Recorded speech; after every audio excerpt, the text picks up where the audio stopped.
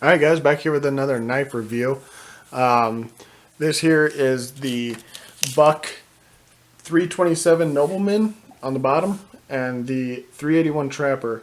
I got both of these in Walmart for about 20 bucks. It was like one of those little Christmas deals. They both have rosewood scales on them. Of course, you know, the whole forever warranty by Buck, and here's a little card. See if we can get a close-up view, and then you guys can pause the video on it and read that if you'd like.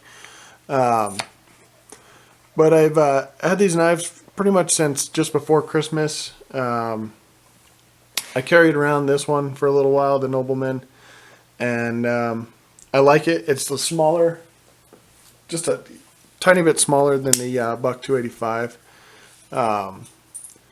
in length and blade length and in grip length. Feels nice, you know, same good quality of steel on the blade, came super sharp, but a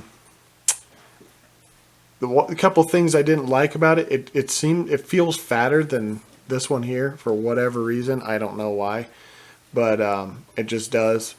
And maybe it's because it's a little more boxy on the corners and not so rounded. I didn't like the little thumb push there. It seems a little sharp, where this one here is a little more rounded over and doesn't have very many sharp edges. And I like that it's got, you know, it on both sides. But, you know, that doesn't really affect me because I'm right-handed, and so I always use this one. But it's just feels sharp on the fingers coming out. Let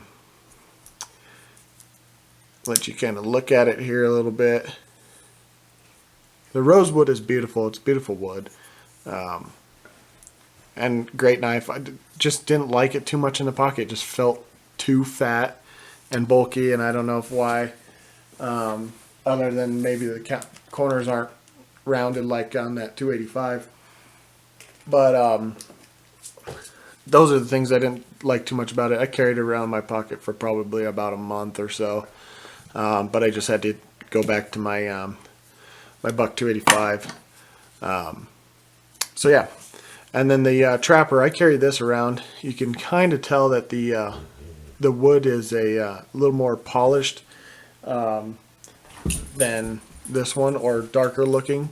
And that's because it, you know, just sits in my pocket and cruises around and rubs around and polishes it up. It's got two blades on here, this little finer, almost carving kind of style, and then this one here. It's a great little knife, came super sharp. I've carved a little bit with it, and it does great with that. Just messing around and stuff like that. You can see it with that blade out, and we'll put that one back, and it comes out super easy. It's not stiff at all. It's got that right amount of pressure on it. And then there's this one with it out. Feels nice in the hand. You know, it's just a nice little blade. This one would be great for skinning smaller animals. But I've just used it, you know, carve it a little bit here and there, and then just slicing up apples and stuff like that. If you watch my EDC video, you see that I carry this with that Buck 285. But yeah, it's kind of a short little video, but just kind of wanted to show you guys these knives. I really like this. I never liked these styles of blades or pocket knives in general. I actually got a couple cases at one point, and I gave them away to far west Colorado because I didn't like them. And as soon as I got this thing, I was like, oh, I love it. I should have never gave those away. But I guess I can start building on my collection of these guys from here on out.